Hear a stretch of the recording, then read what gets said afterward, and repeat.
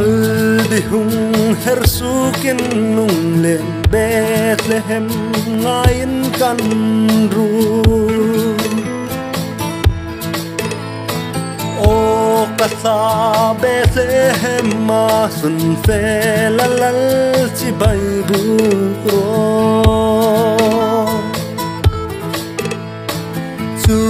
Sunom narang kacak bero murahai le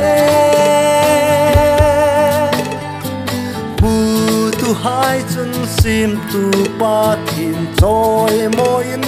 aping tati in pak ro in pak ro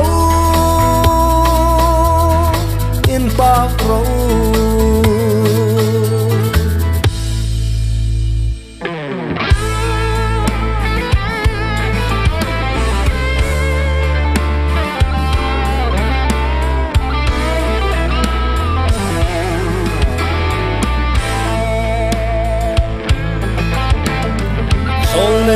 sai hanan lo hillo aminga maka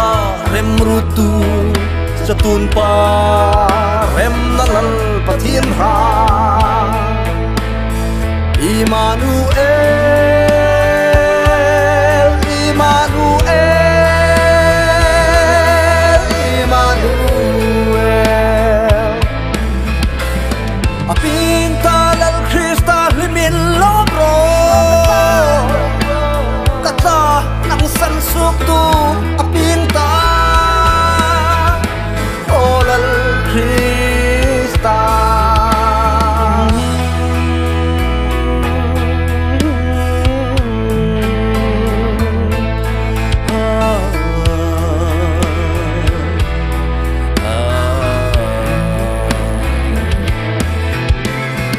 intimel vartuts apinta